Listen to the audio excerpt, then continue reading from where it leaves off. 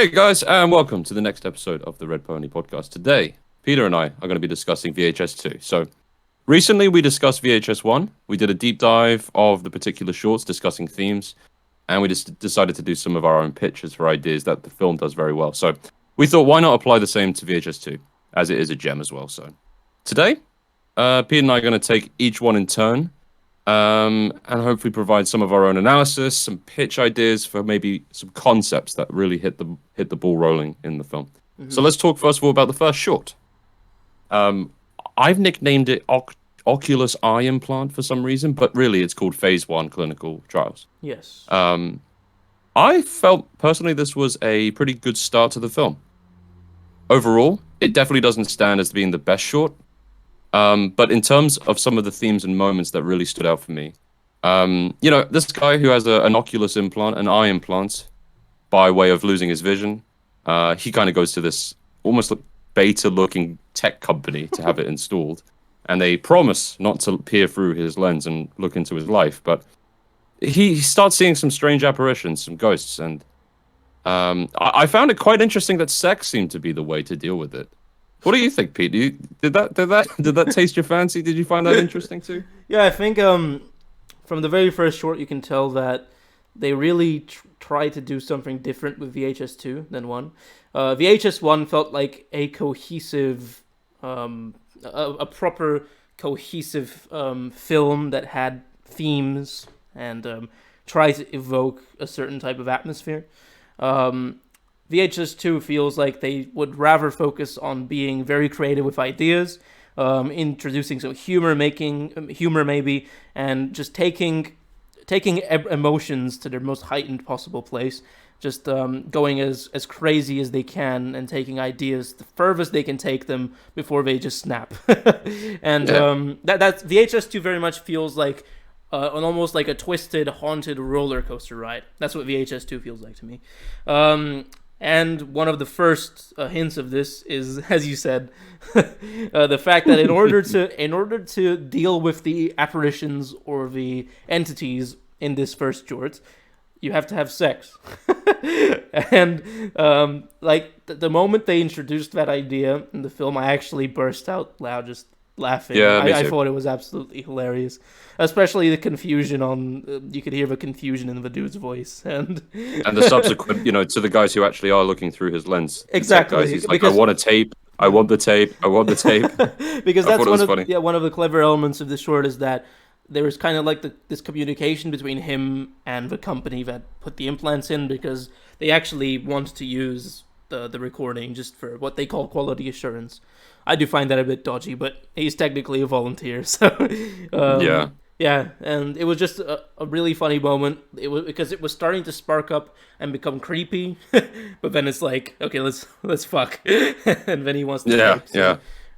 So yeah, a sign of definitely a sign of things to come with this film. And there is a bit of beauty to this. There's like this idea, and again, we'll probably go into this in the pitch, I suppose, but the idea of like the technology and the supernatural coming together into an interesting short way of a film. Yeah, it's something that we don't see too often, at least from what I'm thinking. Well, yeah, because this company built a technological implant. It's man-made, but somehow it can tap into a supernatural, otherworldly place, and it's like the supernatural world is almost something completely at odds with the way we view the world, but somehow technology bridges the gap. I thought that was cool. Yeah, it's philosophically it's kind of strange, right? Because you would not think modern tech would tap into almost the days of old where we used to be superstitious and have supernatural thoughts. That's kind of, what would you even say? That's just intriguing, to say the least, about the reality of our world. It's a juxtaposition. Yeah, it is. So the whole ordeal which he undertakes and goes through, he's obviously talking to himself and looking in the mirror a lot. They use kind of a nice little effect where it's just a light flare on his eye. They don't really go into obviously they're on a huge restrained budget. I think 350K, right? Yeah. So they have to obviously not go over the board with tech. I thought it was noteworthy how well they documented the moments where he looks into a mirror. Yeah, sure. I always think, how on earth do you go about doing that as a filmer? What's your strategy? So you've got a couple of approaches. Try to hide the camera, use After Effects to actually hide the camera, or instead use practical means. And my theory is what they actually did is they didn't use mirrors at all. They just used angles to suggest there's mirrors. And I was pausing and stopping and pausing and stopping. In a couple of moments, he looks in a mirror. In terms of mirror shots, the one in the film Contact, that's a pretty crazy one. The one where the little girl is. Go ahead. The one where the little girl is running towards what appears to be the camera, but then but then it kind of swivels and you realize that she's actually running towards a mirror, like a mirrored door, and so she kind of opens it. Oh, okay. I don't know if you've ever seen it, but there's a. That sounds very cool, though. Yeah. But typically the way mirror shots that are complex like this are the way you described it, where it just suggests there's a mirror, but there really isn't a mirror. So anyway, it looks really cool. Yeah. Interestingly, we also had the same experience in the first short of the first film as well, where there's a guy looking in the mirror, assessing his situation, realizing he's in trouble. Just a point to say, it's a good start. I think that the main point to note is just the idea of the tech and supernatural duality. It's very interesting. For me, the whole situation that happens in the pool outside, where there's drowning involved, and the entities themselves, I didn't particularly, it was serviceable. It did a good job. It was good overall. Was nothing that blew me away, but yeah, it was a good start. Like that's all really to say. I haven't got much more note on my screen to show out about it, but yeah. Why do you think that having sex works? Do you think it's because the I don't know. Do you think it's because the ghosts get ashamed or they feel uncomfortable? Because human beings feel uncomfortable when they see somebody else acting intimately with another person, like with strangers, right? And Yes. do you think the ghosts are the same? Nah. Is that what Even it though is? that is hilarious, obviously, but nah, I don't. It seems to me like they don't have much conscious ability at all. Like they don't say anything. Of course, they don't really even act out anything. They actually don't even move that much. So it seems to me, it's a technical reason, or do you think that? How do I say this? Do you think that basically the only thing which kind of triggers the ghosts is having the ability to sense them, right? So normally you would kind of be in parallel worlds and you can't see each other, but these implants allow you to sense them, and the act of sensing them in any way allows them to sense you in return. And maybe when you're having sex, you lose your inhibitions, and you actually kind of there's a sensory overload in another area, which means that your senses get diluted everywhere else. So you're no longer. Yeah, no, that's the key word: dilution of senses. Yeah. So you're no longer in contact with this other world, and so they are no longer in contact with you. It could be this. I find it funnier that they're just really uncomfortable. But I think that's actually a sweeter way to look at it. Yeah. Oh God. Yeah. You're great. You're. This is creepy. This is like from a VHS short. Are you doing this on purpose? No. Do you see this? Your camera is glitching out in a truly terrifying manner. I mean, it looks fine from. I'm now looking at it. Can you try? It looks fine. Turning it off and on. Again? Actually, it's on your end, by the way. Or it's Discord. Fine. It's fine now. It's probably Discord. Anyway, we're back. Yeah. Anyway. Yeah, so I'm not gonna cut that out because it looks pretty creepy. So yeah, no, keep it in. It fits the VHS vibe, so do it. Can we talk a little bit more about the sex thing? So your point is quite interesting. That I mean, we're really just picking straws out of a hat at this point, I guess. But it's just the dilution of your awareness is a good explanation. Mm-hmm. Another explanation is hilarious. Is that the ghosts actually just no. Right? Exactly. That's hilarious. No. Me no like. I scare you later. Yeah, exactly. Maybe that. Yeah. It's a cool point. They don't really explain it, actually.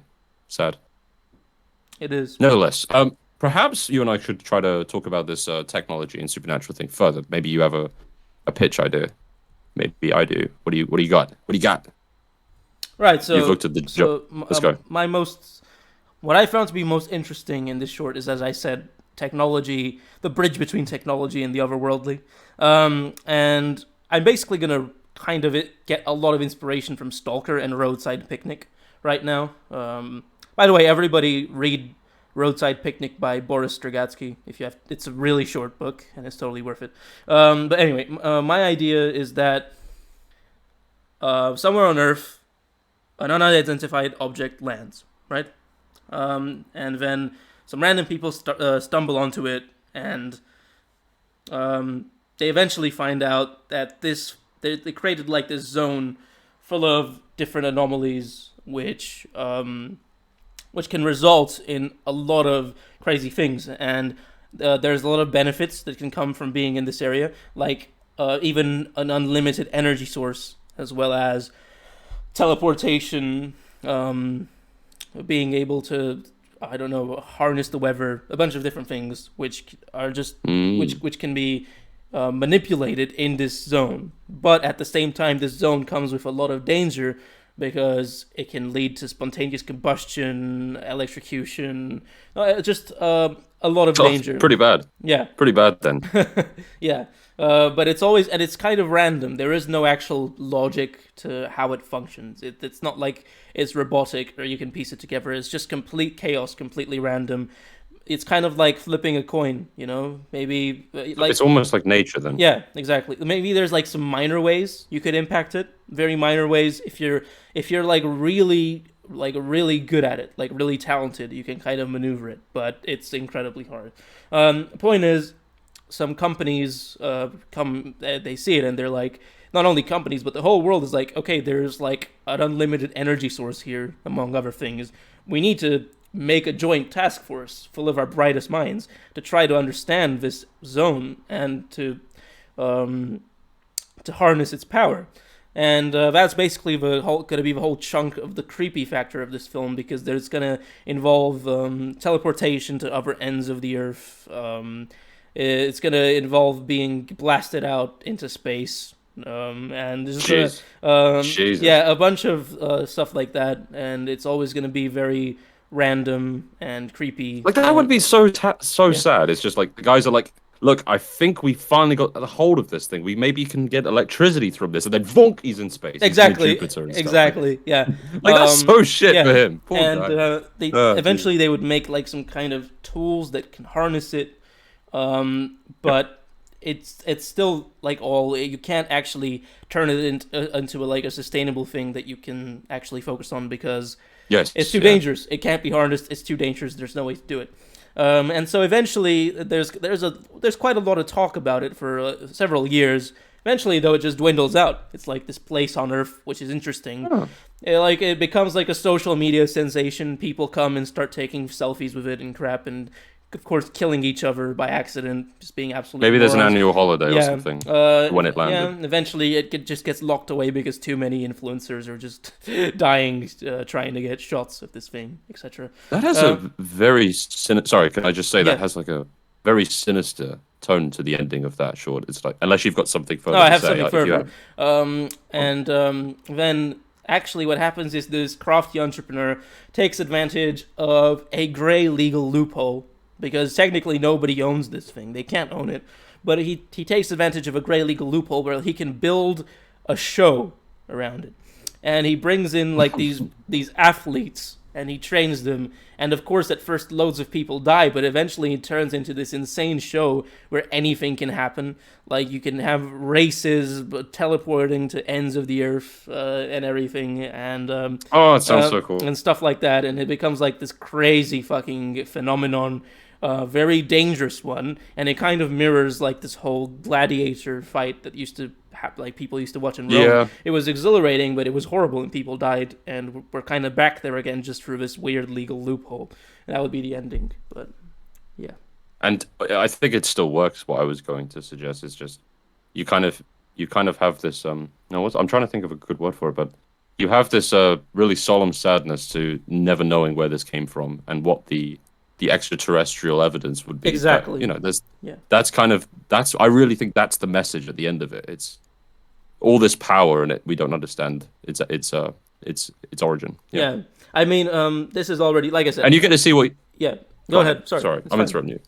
You get to see. I like the idea that you get to see just how humanity really deals with stuff they don't understand. We kind of touched on this in the first episode, really. Yeah. It's just like they play with it, they try to master it and use it and find utility, but at the end of the day, like you said, it kind of comes down to a show in some sense. So Yeah. it's kind of a, very cool. But once again, I gotta give props. Most of this is from this book, Roadside Picnic, and in the Stalker, it gets used. Basically, the interesting part about that is that it's very similar. Like this zone gets caused in Chernobyl.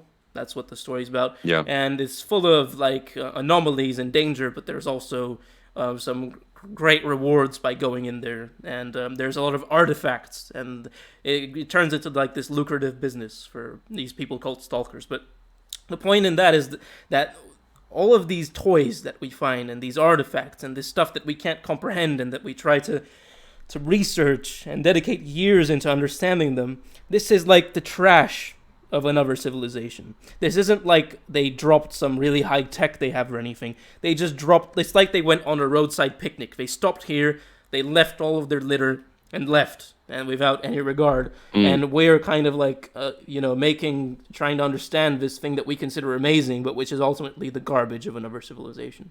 So that's pretty interesting. But that's a thought. Yeah. That's the kind of thought you have on a 9 a.m. on a Sunday morning while taking a shit. It's like the aliens have dropped on our planet like they're waste, and it's like the most powerful and enlightening thing. Yeah. That captures humanity. Like, human humanity. You know what I mean? That's insane. Yeah. I'll just footnote a thought. I was thinking of an idea from this. So this is kind of like a short, very short pitch, but blending Ex Machina, Inception, perhaps, and some other physics-related concepts. Maybe you had like a voodoo doll that took the form of like a transplanted prosthetic limb, like maybe an arm or something. And maybe the fingers themselves operated in this voodoo sense. So that's kind of blending supernatural and science. And maybe each of the fingers, couple ideas, corresponds with an individual on the Earth. So, and maybe the guy realizes this by happenstance, that it's someone who he knows. And then later on, it's kind of like this journey of trying to find out who these people are. Sorry, just to clarify. And like, so this guy gets a hand implant. A hand or an arm. An arm implant. But what's the original aim of this thing? It just. Well, it's a. Oh, sorry. That's actually important. Is it a prosthetic? Yeah. Is it prosthetic? So let's say the guy's lost his limb. He goes to this company that's been working on this new product line, this new tech. Yeah. Not only is it really taking the form of replacing your hand, but it's meant to provide you with additional functionality. Maybe you have some increased strength, for example. Kind of your typical go-to things that you'd love to have in a prosthetic hand. Yeah. But what happens actually is this company, they've it's a prototype to an extent, so they haven't really fully tested and formed and worked out the kinks. And the fingers in of themselves have divine power. That's my concept. And and each finger has like this divine connection to another human being, right? And yeah, I wouldn't say divine though.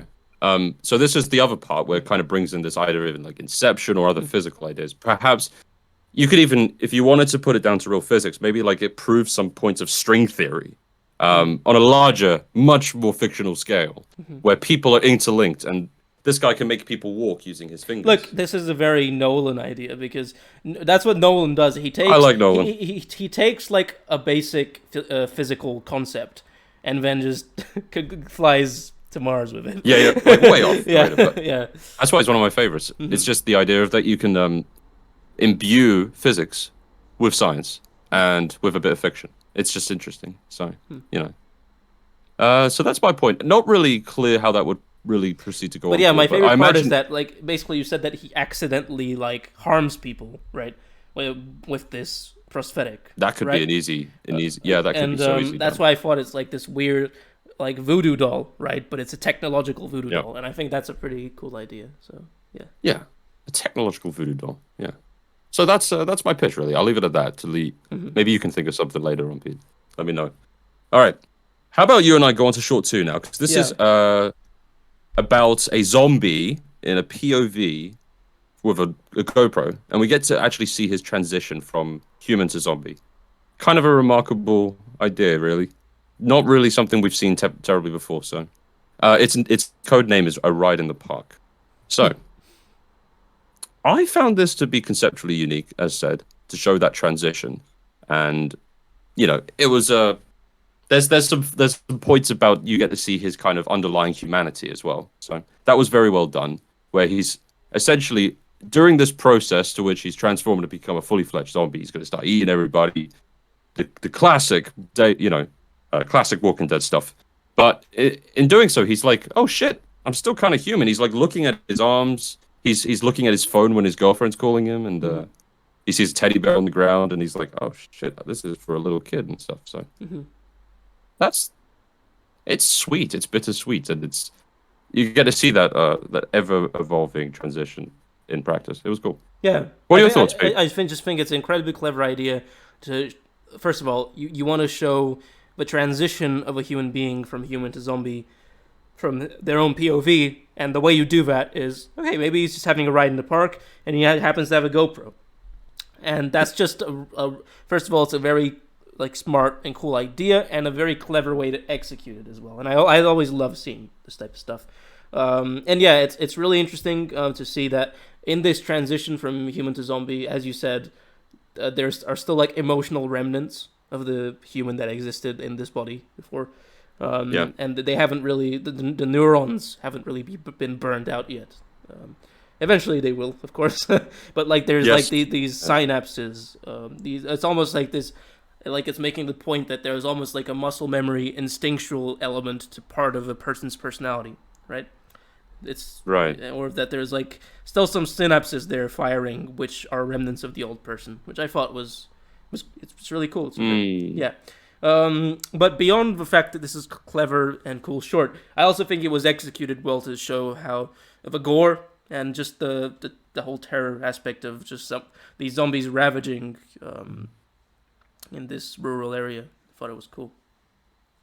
I was thinking, I mentioned this. Why do zombies never have this?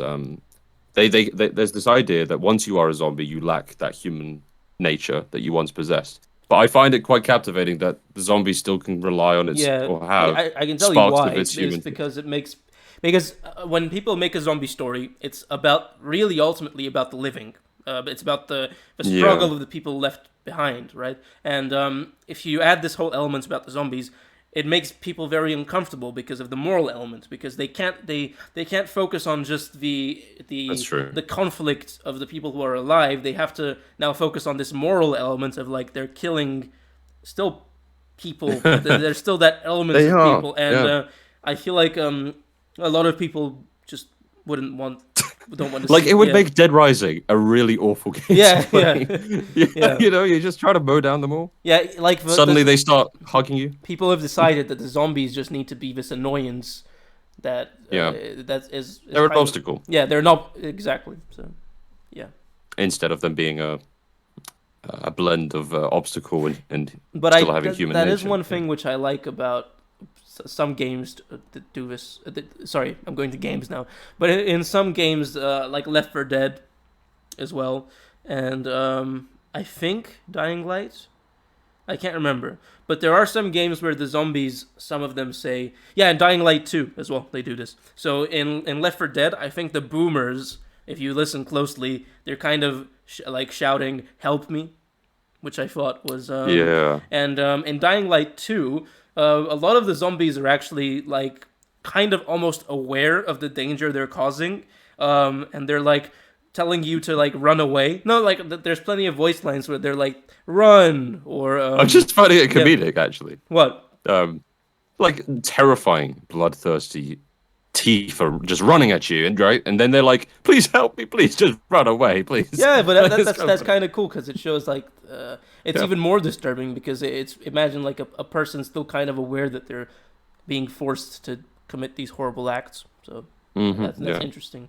It's just as a point, Pete, doesn't it matter depending on how long this outbreak has been going on for? Because I'd say in the first period of time, it would be a moral question about how and why and if you can kill these people, but zombies people. But as time goes on, eventually, if they're saying anything to you, as a matter of instinct, as a matter of morality, you wouldn't really probably then worry about it. But That's at least how I'd see it. If this was portrayed in an actual full. Yeah, no, full-length eventually picture. it wouldn't matter and you still kill them, but it's just yeah, interesting.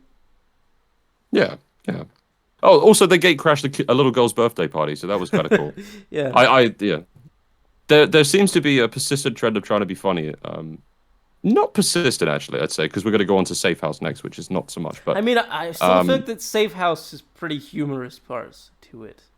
At least like maybe one or two moments, but yeah, much less. yeah. Now this kind of tackles into what makes this really so unique is the idea of the GoPro being an absolute perfect opportunity. I think a lot of us have always wondered, well, if you put a GoPro on a zombie, or sorry, a person who turns into a zombie, what would it look like? And this is exactly what it looks like. Really. Yeah. So let's pitch an idea based off that. So, what do you got? Because I'm empty at the minute. But what you got? Yeah, I was thinking. There's this video I saw on YouTube, where this guy found like a little hole, a really deep one, and he kind of Right. just wraps some string around the GoPro and dumps it in there. And of course, in this, because it's real life, it's just like some sewage drainage thing. It's nothing interesting. But I thought it would be interesting if just in order to have movement, I would go away from GoPro, because a GoPro, all it could do is go up and down. And you can do interesting stuff with that, especially in the short, but I feel like it's a tiny bit restrictive. It would be cool if, once again, you find a hole, a very deep hole in the earth. But it's kind of cramped, like you'd rather not send the human in there, it's deep. So you take a drone, and you fly a drone down in there, and you kind of explore that way. So I understand that what this does, there is no element of danger, obviously, because it's a drone. So that's less creepy. But it's kind of interesting to like kind of stumble onto this world underneath or something like that, and you can go in a lot of crazy directions with this. Like they could have a whole world or society living underneath, or not, so whatever. You can find anything. I was thinking. So that, what would we find underneath? That's what. Okay, let's go for it. What would we find? So let's say you come across this huge hole. We send a drone down there. Yeah. Let's say maybe 200 feet down, 300. It doesn't matter actually. But what would you first see I don't know. in the short? Do you have any ideas? Yeah. I think it would start quite naturally. Because I like the idea where you layer it, you build it up. So maybe you find like a little cave. They kind of have to be openings, right? That's kind of the idea. Exactly. It can't just be a hole that's forever. Exactly. Yeah. So there's an opening, and inside this claustrophobic and cramped cavern, maybe there's just some insects, maybe a snake, some specific animals. You could probably do some research and find out accurately. I'm not a zoologist, but these kinds of things. And maybe that would happen 2 or 3 times, for at least a minute. Then something has to happen, Pete. What would that be? I was thinking that it could be know. like a Lovecraft type thing. I remember Lovecraft had a little short story where somebody like these guys are miners and they're digging down into this incredibly large hole. And it would be interesting, like where at first you kind of see like flashes of light in the darkness, and you keep on going down, and then you start hearing like the singing almost. It's like a chanting, but it's very silent at first, and then the light gets more and more intense. And as you go down, that chanting turns into almost like these screams of despair, and then the light at that point is just like eye-searing, and then you probably just see something moving down there, like you stumbled onto some kind of eldritch horror of some sort. And then as you go down, you see like these kind of markings on the wall, as if like a society of people drew some markings, and maybe you could hint toward what this being is just through those markings. And then you'd find like people like almost praying towards like this. That's cool. This praying towards like this light thingy, and then you would obviously make some kind of eldritch horror out of it. But I can't think of anything that would be. I almost see it in a different light, but that's a fantastic idea, nevertheless. But what if you had like a history of humanity almost going down there? So you go back X amount of years where you can see like the city of Atlantis almost in pieces, and there's still people. That's so It's a cool. civilization. That's amazing. Like actually a hole back in time, Like that would be so cool. Like Yeah. that's fucking cool. Like you go through the hole, you see all of these things, but then there you go through the light, and then you kind of exit weirdly in this nonsensical way. From technically you're going below ground, but you exit above out of the same hole. But now you're back in time, and you can do a City of Atlantis type thing. That would be interesting. That's a good idea. Yeah. I was imagining you'd get to a point where you'd imagine scientifically you'd reach a core or some sort of center to the Earth. Again, this fucking deep hole. So maybe then you would then instead either go right through into a different reality, or perhaps you would start lowering back onto the Earth. You know, you could break some rules and be interesting about that. I think it's really cool the idea of you're going down and then suddenly you're going up out of the hole. Yeah. That's cool. Of course, the glaring issue of this idea is that the battery of a drone is gonna die in like fucking 30 to 45 minutes. But, let alone all the other reasons. Yeah. Heat, Heat, ability to fly vertically if that's possible. I mean, it is, but it's for that kind of. You know, you haven't got much room for error. Let's put it that way. Yeah. But nevertheless, you could have a hell of a lot of good ideas with this. Unfortunately, we're coming up with some. Not our best pitch, but it's a great idea. Like, it is a great idea. Like, you could come across two British guys just sipping tea. That would be funny. To break the tension, is all, you know. That would be funny. Yeah. Yeah. Okay. Shall we move on? Yeah, let's go. All right. Safe House. Codename Safe Haven. The best chores. P and I agree this is the best short of the film. So this short is one of the craziest things I've seen in film. Just in general, I still haven't seen anything like it since that. The only thing that compares, I guess, in my opinion, is Midsommar. Midsommar is a more recent film by Ari Aster. I feel like Midsommar kind of has a bit of the same kind of like frantic tone and insanity going on. But they still do it in different ways. But just, I mean, in terms of experience. So, yeah. Yeah. You trying to find the right descriptive word. I'd say that this film left me in awe at the end. Yeah. You know, euphoric hell. Let's say, kind of like Ari Aster does a great spin on it in Midsommar, which you correctly noted. So, it really subverts your expectations, and it really builds up and layers itself to a finale that.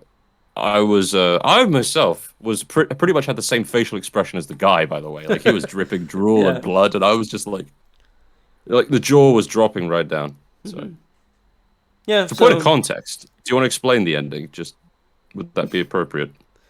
Yeah. No. Okay. Let's go through the whole thing first, and then we'll get to the ending. Sure. Yeah. But I think this short is more similar to VHS, like it feels like it would fit more in VHS 1 than the other ones, mainly because it has like actual pacing to it and themes, and it has feel free to watch our previous episode on the first VHS if you haven't, because in that episode we talked about how VHS does this thing called like a layered reveal, and it's basically pacing, but it's slowly reveals things where you're kind of a step ahead of the mystery of the story, but that actually makes it even more terrifying because you have the dread of having a general idea of what's about to happen, so it kind of makes everything move forward in a really jittery, uneasy way, and I feel like this short definitely does that. It starts off where it's like, you know that it's not going to be just a regular cult or community or anything of that sort. Like, something really bad is going to happen, but it still manages to catch you off guard. Yeah. In a way, doesn't it? It does. And you know what? Up until the point, so the guy who is being interviewed, yeah, he decides to slit one of the guys' throats, doesn't he? Yeah. And kind of beat him to death in this most really grotesque way. But I noticed from that moment, that defining moment, every single section of the film was unnerving and gory, and completely unpredictable to an extent. Exactly. So that's what really built up. Yeah, and I think what makes this short excellent, even more excellent, is that you don't only have like the whole insanity happening with the cult, but you also have the personal conflict of the main characters. Like, they have their own personal issues that they're going through. The relationship issues. The main character. Yes, no, I Yeah, remember. yeah. And the guy's outside of the car listening into the Exactly, conversation. precisely. So that's the point where I So, really... yeah, so you have this whole element of tension and stress that is just derived from the personal issues of the main characters, and then that is layered on top of everything that happens later. And the fact that the personal issues are a love triangle of some sort is a really quite disturbing contrast with the whole pregnancy aspect and everything is fucked in a good way. Everything's fucked. It's Yeah. just a magnetic field of shit. Yeah. The ending, man. The ending. It reminded me the most obviously of Rosemary's Baby, where Yeah.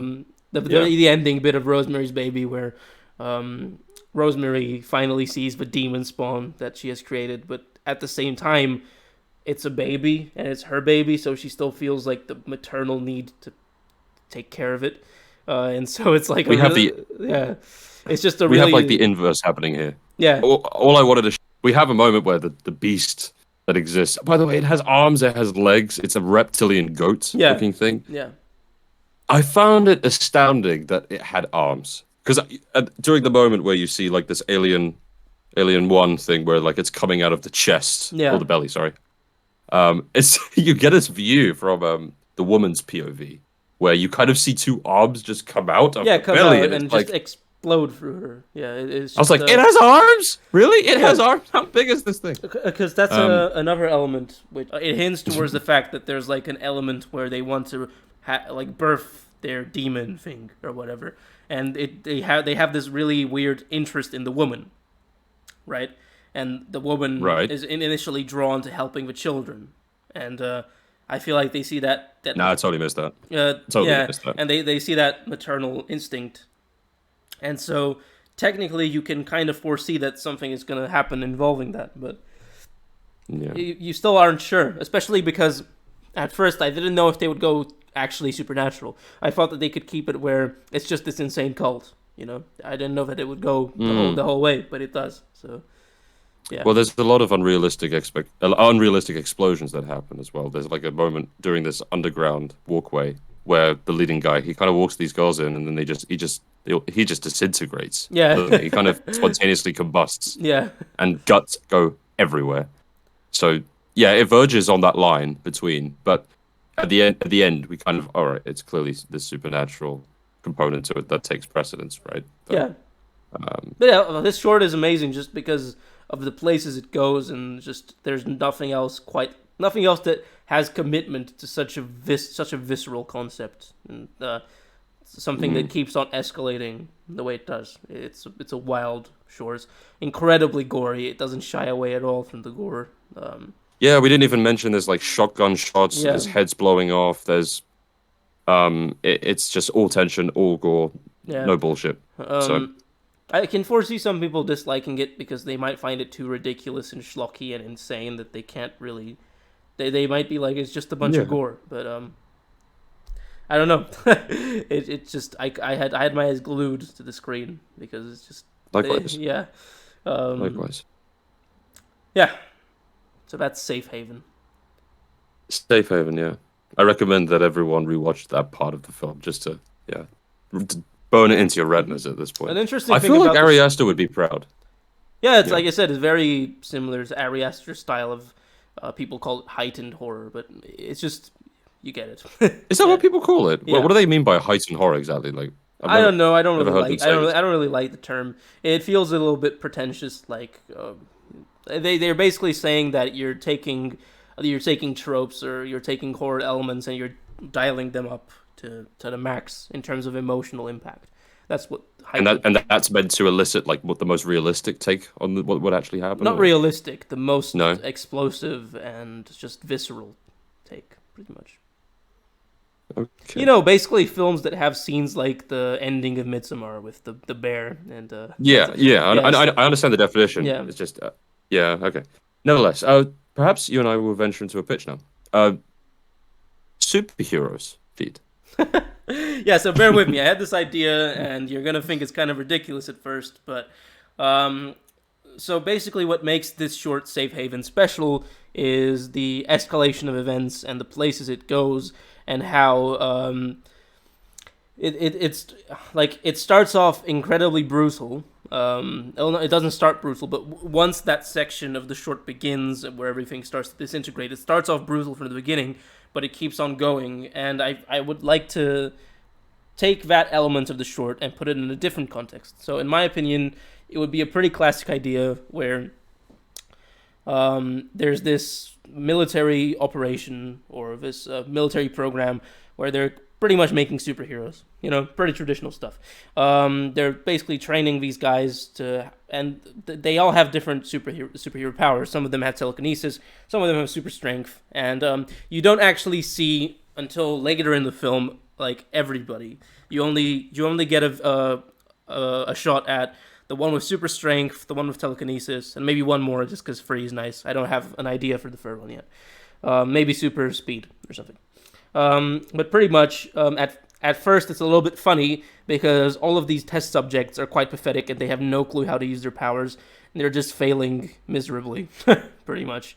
Like I was thinking maybe even in a kind of twisted way, like the guy with telekinesis kind of tries to like lift this test dummy, but accidentally just breaks his wrist trying to do it at first. Or the guy with super strength runs like straight into a wall and breaks his jaw. And not with super strength, with super speed, runs into a wall and just breaks his jaw and that kind of thing. And then you have this montage of how they slowly do get better and start to understand how everything works. And it basically seems like they've done it. You know, everybody seems of right mind, and so then it kind of zooms out of the training area, and it zooms in onto these scientists and this military officer, and they start calling the people higher up, and they talk about how, okay, we're ready to proceed with this program. They name the compound and everything, but in the background, you can kind of see how the test subjects are getting more and more erratic, and eventually, once they zoom back.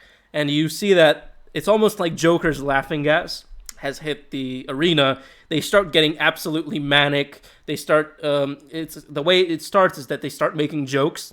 And it's funny at first, but then they keep on making jokes, and the jokes get more and more stupid and more manic, and eventually more and more violent. And then they start laughing, and then it explodes. Then they start using their powers in really destructive fashion and start tearing down the whole facility. The guy with super strength punches a hole through the dummy and then through the wall behind the dummy and then rips the wall out from its seams. The guy with telekinesis also crumbles the whole area around him, and you can imagine. And then basically as all of these walls crumble, you get an insight into what the other superheroes are, because there's more of them. And they basically, the whole point is that all of them escape the facility just laughing manically and causing in like destruction, and eventually they get to an actual city, and it's a full-on apocalyptic scenario, and there's absolutely no way to stop any of them. And yeah, I was thinking that there would eventually be a way to pacify them, but I'm not sure how. I haven't thought of a cool enough idea. Well, can I just say that I think anything that takes out the idea of superheroes and tries to show like a real take on how they come to be is just they're not interesting by superheroes. nature. They're just mutants who cannot control their powers, and their powers are not nerfed. They're like at the highest possible potential of each of their powers. So yeah. Forgive me, I didn't mean like Marvel. I meant as in just super okay. people. Yeah.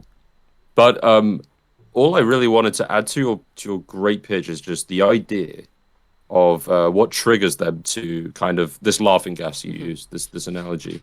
What if it's actually just culture that triggers it? They just become like elitist and think they're the most superior forces now that exist in the Isles, you know? And just drunk with power, perhaps. That would be interesting if the way I'm going to call it laughing gas, whatever. The way it manifests itself is through their different personality traits, so they all manifest differently in a sense. That could be interesting. Some of them, they all manifest the same in that they go crazy, but the way that it reaches that end is for different parts of their personality. Like some people get drunk on their power, maybe some others on fear, and that would be interesting. But yeah, I think the most genius part of the idea, that would be the most beautiful to see on screen, is just how after chaos starts to come around in this unit, that you just knock down walls and you see other bigger units that are just Exactly. adjacent to it. Yeah.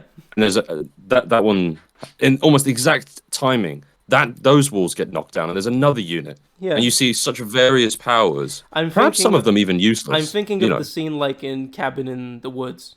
Have you seen Cabin in the Woods? Yeah, of course. You know, like that Yes. scene Yeah. at the end where you see all of the creatures stuck in their cells. And Yeah. well, in this case, it's superpowers and they're breaking out of their cells. But yeah, And it's also in this military structure, so Yeah. it's going to have a very symmetrical looking square unit Mm-hmm. thing. You could have like a lovely hovering aerial shot from a helicopter just looking over it. Mm-hmm. It would be really cool. Fucking cool. Good stuff. I haven't got anything else to add to it, so Okay. shall we move on? Yeah, let's move on. Yeah. Let's move on to the final short of the day, which is the Slumber Party Alien Abduction. That's the code name for the last short.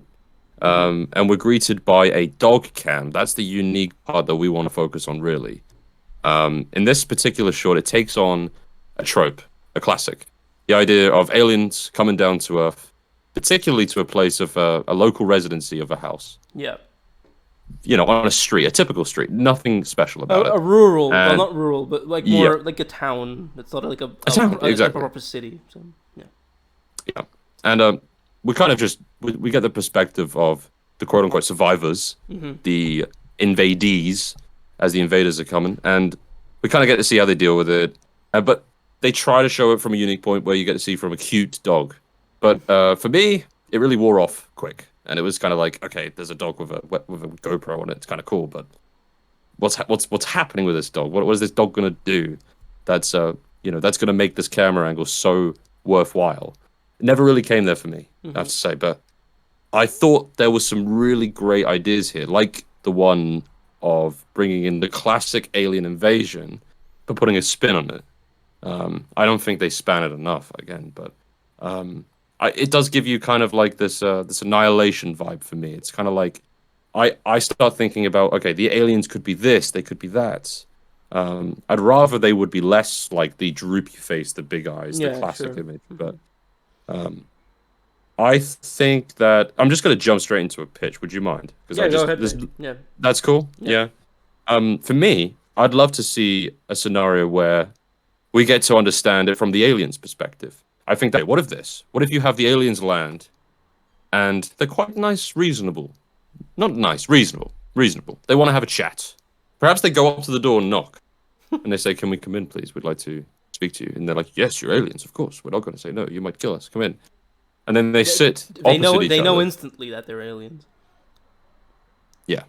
Okay. Try not to read too much nuance into that segment. So maybe it's what I'm imagining is a negotiation.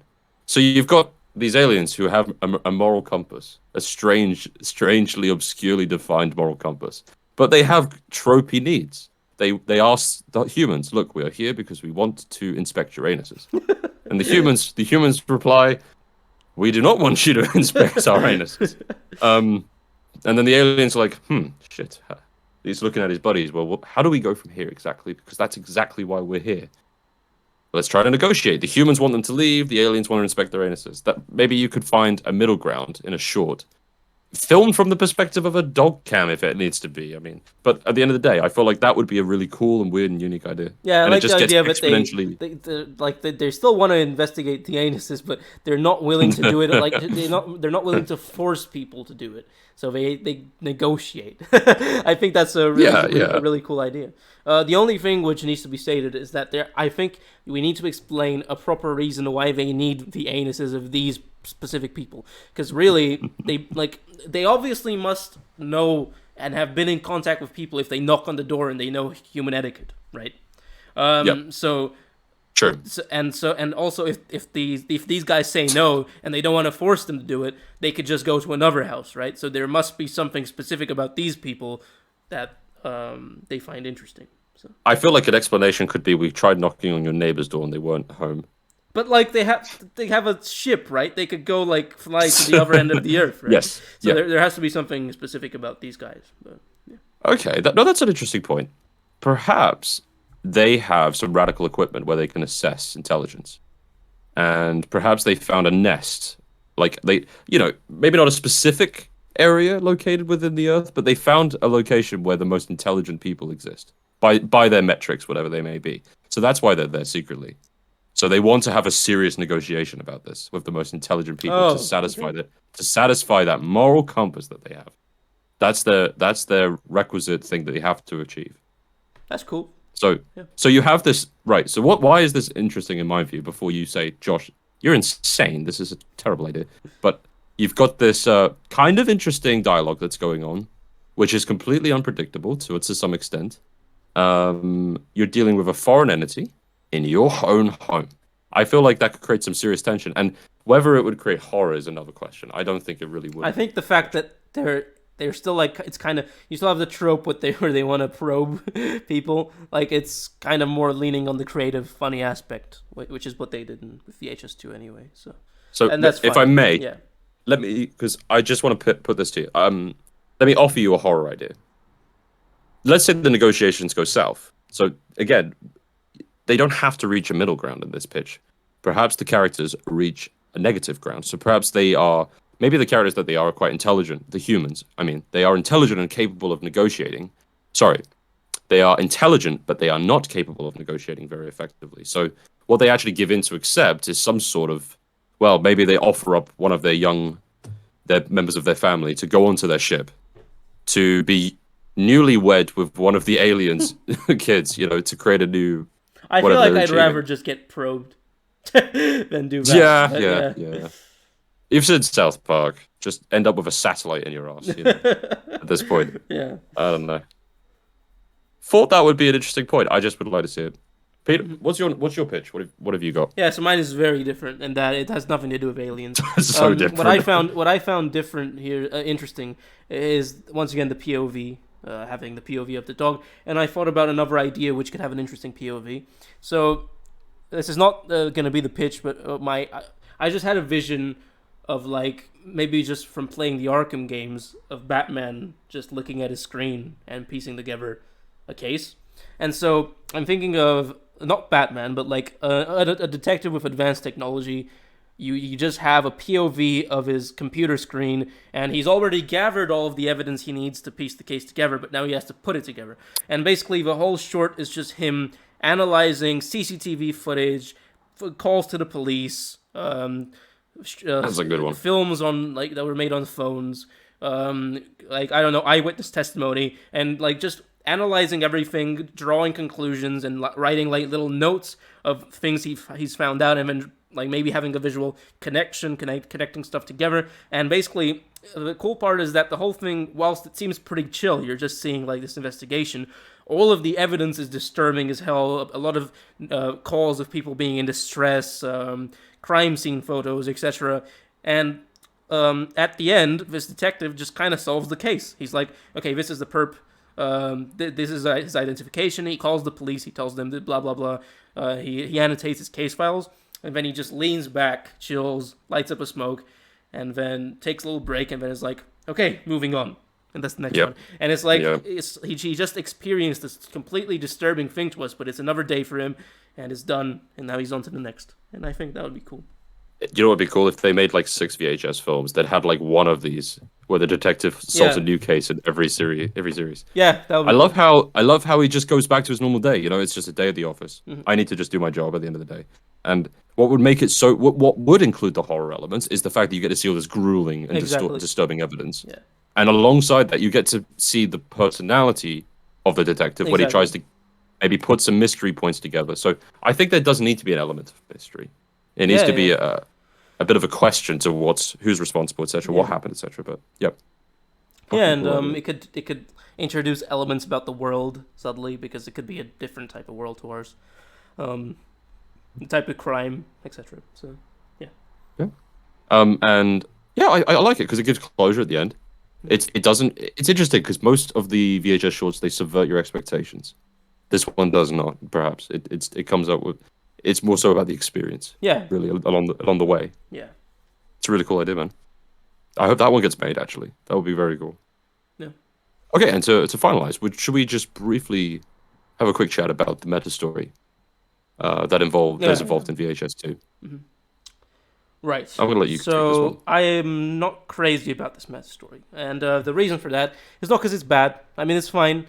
It's just to me, it seems like this meta story is they did the exact same thing as in one, but worse. That's what it feels like to me. In one, you had characters of a morally dubious nature embark on a quest to find these tapes. You're doing the same thing here, but now you have characters which are less morally dubious. They're kind of just blackmailing people. They aren't fucking sexual offenders and killers and all of that. So that already makes it less visceral. And on top of that, you're doing the same thing where they're watching tapes and things change in the background and it impacts their mental state, and then it all comes crashing down at the end. And I feel like all of those elements are just copied from. I mean, they're copied from the first one and done worse. And so that's why I'm not particularly crazy about this meta story personally. But it's still good, and I would have really liked it if I hadn't seen the first film. But I have. So yeah. Yeah. I'm in agreement. Unfortunately I can't offer a different thought though. All I would share is just I really enjoyed the little after moment that happens where you get to see the guy who shot himself in the head. And there's a little bit of suspense that builds because you understand that the guy's in the fucking house. Like, Jesus Christ, where the fuck is he? But for me, and again, I'm sorry, VHS, I must gripe with it, but it was a bit shock. It was just a bit shock value, just showing him in the closet and stuff. But there was some changes in the background. That was kind of the most interesting part of the meta story for me from the first film. But in the second movie, it doesn't really go the extra mile. I wanted to see more of that, like you mentioned, Pete. I wanted to see more of that. Perhaps we could have seen the guy who had his jaw blown off come back in and start slobbing around the floor. And... Look, I'm not asking for what they did in VHS Viral. Okay, that's for sure. I don't want it to be like like different to the point where it's like I still want it to ultimately be about these tapes and how they're warping everything around them and expanding on the lore a little bit. But just I wanted a little bit more from it. But I definitely do not want what they did in Viral. That's actually bad. Like with the ice cream truck, with the truck running around. No. Whoever came up with that idea, just no. Yeah. As we're still running, I think, on time, could we talk about the first two shorts of VHS Viral that kind of stand to be, in my view, at least quite reputable and quite good overall, at least conceptually? I found, so the two to note, one of them is a magician, Dante, who actually does turn out to have real magical powers. Mm-hmm. And in the second is this idea of a construction underground in a, what would you say? It's in a guy's house. He constructs this portal. A mad scientist. A mad scientist experiment. Thank you. Yeah, which leads you into a parallel universe where you do have a significant other, yourself. Like yourself, but another version of you. Yeah. And and it's how does one deal with that? So let's talk about them in turn. I think let's take the parallel one first because it's most interesting. Mm-hmm. What do you? I mean, what did you first of all like about it? Yeah, so I like the idea of entering this parallel dimension and then finding yourself in it. I thought that was very interesting. But the issue with that is that they just switch, they swap, and so then you no longer have that element. I thought it would have been much more interesting if they focused on like the individual differences between yourself and your other self, if they would focus that on a little bit more. And I would have liked if it would have been like subtle, where you kind of experience your normal life, but there's little differences here and there. And sure, maybe towards the end there's like a bigger one, which is a little bit disturbing, but not to the extent in what they did here. But we'll get into what I don't like later. But I think the general structure of this having alternate you, alternate world thing is cool. Yeah. And to add to that, I'd say I think this would work fantastically as a full feature film, where you have time to see those little details of difference between each other and interactions that you can have where you can show those differences. And indeed, where each of the respective same person can explore the other opposite universe. Yes. And you can find out those differences. And maybe you'd come to a close like, it could be a very simple overarching story where they're like, oh shit, this is so different, we need to change and go back, please. Yeah, or it would be cool if like on the surface they experience such different things, but ultimately they realize that their life is pretty much the same. Like at its most basic level, they're the same person, just there's like a different filter over it. And one of those, the filters could be drastically different, but it could say something about determinism, like whatever. You could do a lot of things. what you shouldn't do is like say everything is upside down in this dimension, including religion, and there's Satanists here. Yeah. And like that's where this short starts to fall apart a little bit for me. And me and everyone else. It's got the subtlety of a fucking bludgeon hammer. Like it's just there's a huge thing in the sky, and there's Satanists, and like they have these sex parties, and like their genitals are monstrous, and like it's just yeah. Like it's like the way you're explaining it is exactly how it happened. Yeah. Though that's funny. Yeah. Yeah. We're gonna go back to one point where you said about the characters and when they interact. The same character. I think there's a real terrifying idea underneath this, which is it kind of works here as a concept. It's just the idea of, do you trust yourself? It's like the idea of, you came face to face with yourself that is obviously slightly different. Let's assume the characters are above intelligence levels to understand that there will probably be difference between the realities. Sorry, the multiverse also, principle. I'm gonna let you speak, but I just want to add something to that. Go ahead, mate. And what's interesting in this case is the differences between them at the same age and same point in their life, just different dimensions. That's interesting in itself. Very true. Because there's in Looper and Moon, these are two movies which have kind of clones, or not clones, but people at different points in their life. If you think about it, you in the past and you now, or future you, they're all incredibly different people. Like, just one person across the whole course of his life changes constantly, and like a person at 50 is completely different to a person at 20. The same person, I mean. To the point where if they just looked different, you'd assume they're different people. And I think that's one interesting aspect. But I feel like in this idea, it would be cooler if they have the same age and they're at the same point in their life, but it's just a different dimension. That would be interesting. But yeah, that's a very good point. Mm-hmm. It would be also cool to explore that on a timeline. So say they meet each other on 3 different occasions. Yeah, perhaps at 3 different times. Cool. Yeah. That would help to make it a full length picture. But the idea of you not trusting yourself, just want to go back to that. So, I think it's such a clever idea because you could look for nuances and little differences. Like, does his eye flicker? It's like, like these kinds of things that could really creep you out and add a lot of tension and thrill. And I feel like they missed the mark with that. Yeah, because they had a great idea and then they focused on the most childish and stupid direction you could do. I mean, no offense, I don't want to offend everyone because they still made something and like that's great, but just like it's more egregious because it is a good idea. So yeah, it's also egregious because the first 2 films were very good. Yeah, and we expected we hoped. I don't know what something clearly changed. I'm gonna have to look this up.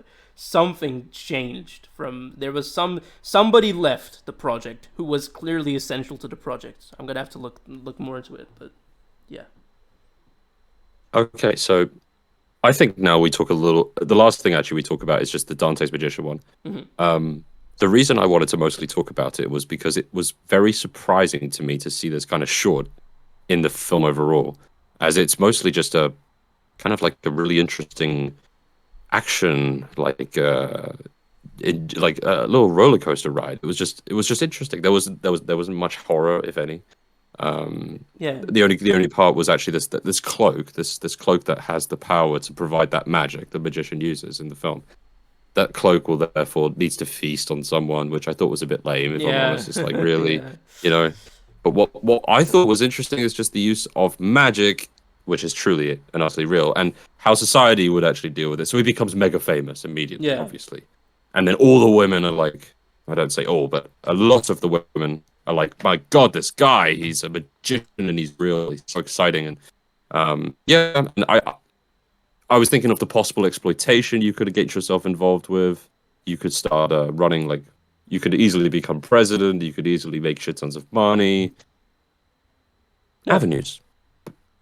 Unfortunately, I just thought there was also some interesting combat, which I did not expect to see in this thing, but there was some fight scenes. With levitation and with like turns of throwing the cloak to each other, and then they get the power, the requisite power. It's just some cool ideas in a rather unpolished and not well thought through thing, but something was there. There was something there. They kind of created like this symbiotic relationship between the guy and the cloak, and it's cool. It's just they could have done much more interesting things with it. I would have thought it would be interesting if it could kind of impact the person's psyche, if like Venom impacts him or something like that, or. To be fair, I think there is some element of it, but it wasn't fully explored. So your point still stands. Yeah. You know. Yeah, I mean, it was good. It was fine. I think it was probably the best short. It is the best short in the film. So, it's just a little bit lame, like you said, the whole element where it's a cloak and it has to feed on people, and yeah. Yeah. You sound like a child who came up with a horror script. Yeah. What if there's a cloak and it eats people? Yeah. Yeah. Anyway. But I think that calls to a close. But to be honest, okay. I was just gonna say it is interesting, the idea of achieving great success for something that is not your effort or your abilities. You know, it's kind of because think about it. Because if that happened to me, I would 100% eventually feel imposter syndrome, and I wouldn't be able to live with myself. I can't just take credit for things that aren't me. Exactly. I mean, at first, of course, I'm not like some arbiter of moral justice, but at first I'd be like, okay, this is cool. But I feel like most people eventually would feel imposter syndrome. It would feel kind of wrong, but which is interesting. At least in private. Yeah. Yeah, and that's a very good point, actually. That's something that I think was lacking, you know? Yeah. To an extent. It needs to be explored more. That's a great point. It would be very hard on a person, actually, to live a lie, exactly, to obtain so much, and yet, without X, none of it would actually be happening, so... Yes. That's psychologically tormenting, I'd say, to an extent. Sure. Yeah. Cool. All right, well, look, Pete, I've really enjoyed having you on. I've enjoyed same. talking about VHS too. I've learned what subtitles are. So, Okay. All right. All right. It was good to talk to you, mate. Yeah. Thanks very much for joining us, guys. Red Pony out.